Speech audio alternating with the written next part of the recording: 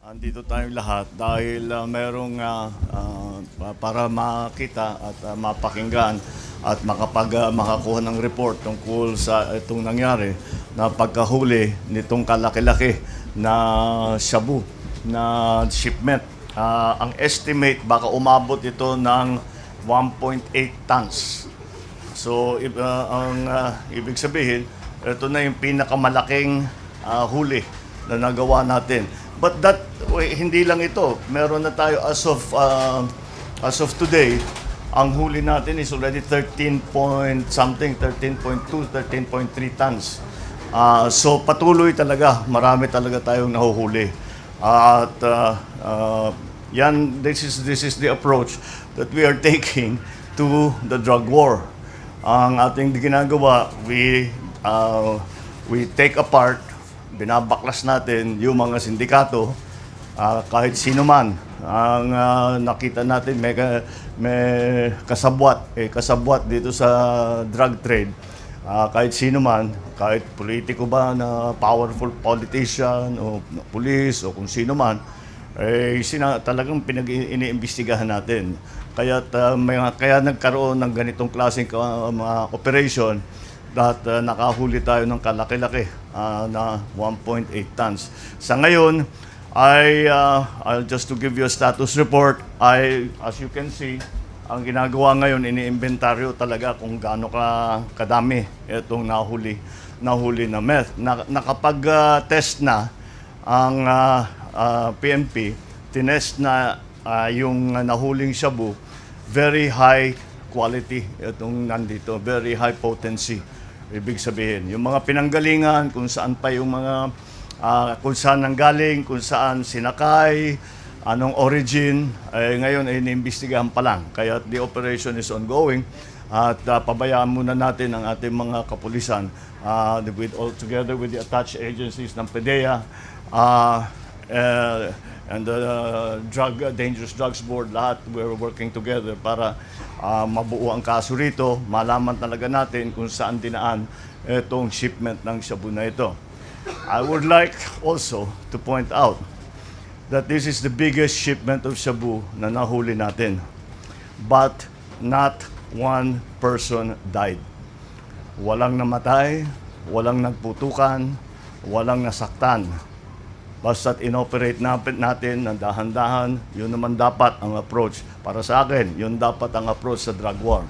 Na ang pinaka-importante is matigil natin ang pag-ship ng mga drugs dito sa pagpasok sa Pilipinas. Pero the one thing that's clear, pinasok ito, hindi ito galing dito sa Pilipinas. Hindi ito linuto dito sa Pilipinas, galing ito sa labas. Ngayon, yung ruta kung saan nanggaling yun, ngayon pinag-aaralan pa natin at inimbestigahan pa. Alright? Okay. Any questions?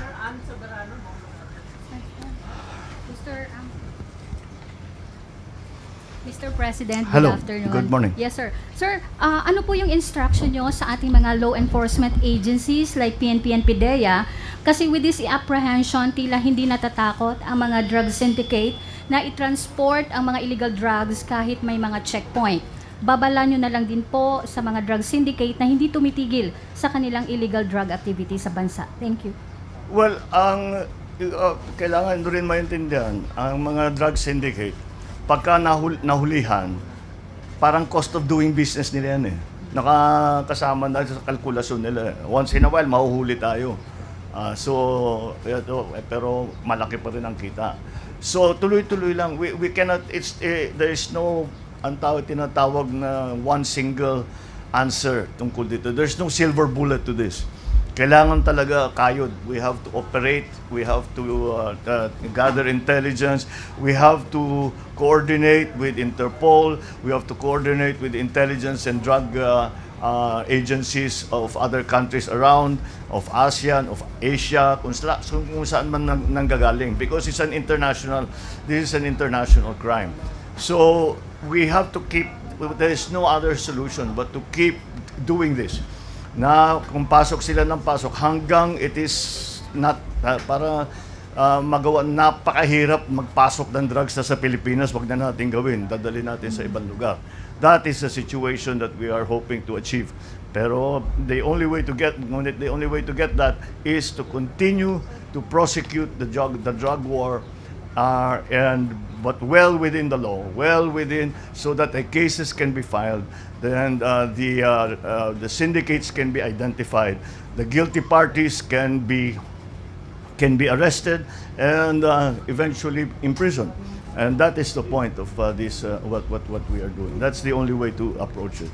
Pahirapan talaga yan. Tignan ninyo, tayo nasa Pilipinas, tignan ninyo ang problema.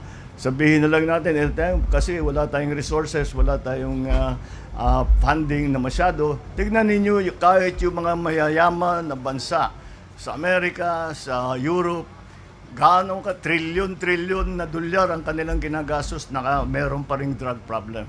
Kaya tayo, ganun din, wala tayong mga ibang pwedeng gawin kung hindi sige lang ng sige, just keep going. Ang kapulisan naman natin is nasanay na rin sila at alam na rin nila kung paano ang sistema kuminsan.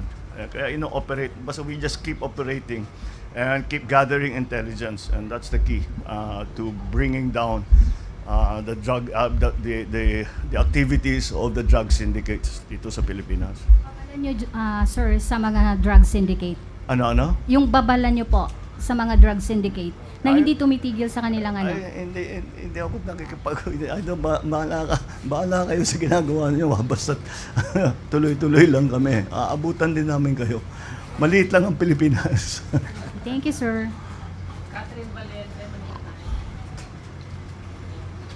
Good morning, Mr. President. Sir, what's your will the government po change tactics in this government war on drugs following this incident, and are you alarmed by this biggest drug war in the country?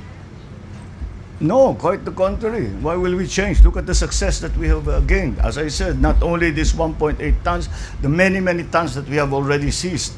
So it's much more than it has been in the past. So it is the most successful approach to the drug war so far.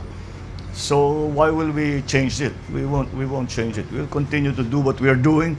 Of course, I cannot explain to you the details of what we are doing, but we will continue to do what we are doing. And that's the reason I think that so far we have been able to see such a big amount of generally shabu or methamphetamine. Yeah, so we'll just keep going. We'll just keep doing what we're doing. Thank you, Mr. President. Thank you. Maraming salamat. Thank you.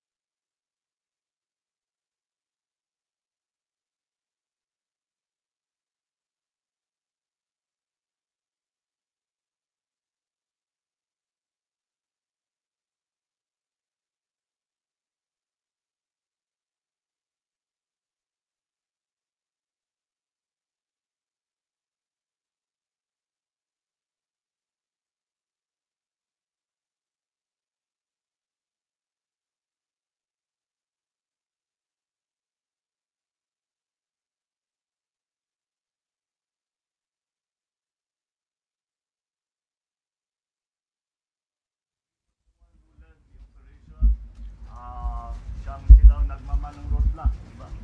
Sige,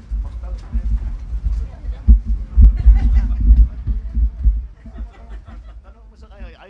Also, he cannot, before you start asking questions, I'll warn you, he cannot talk about operational details. Kaya pag bigla kaming sasabat at sasabihin namin wag siyang sasagot, that's because it's still ongoing. But he can tell you what happened.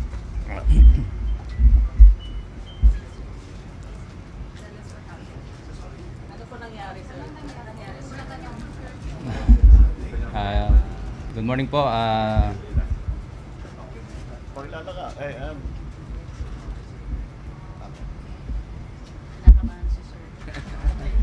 Na-overwhelmed. Alam mo, mo sa training sa military at saka sa police, walang training para makakaharap sa press. Eh. Kahit humarap sa bala, kaya namin, pero humarap sa press. So, magandang umaga po sa ating lahat sa ating mahal na Pangulo, sir, sa lahat mo narito. Sa ngayon po,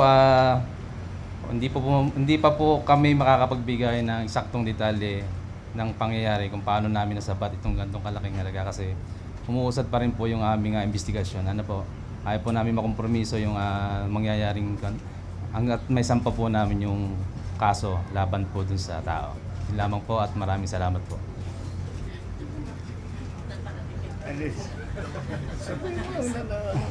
Na-intercept ninyo sa roadblock. So, meron po kaming regular na checkpoint na sinasagawa po dito sa Bayan ng Alitagtag. So, as part of intensified crime prevention.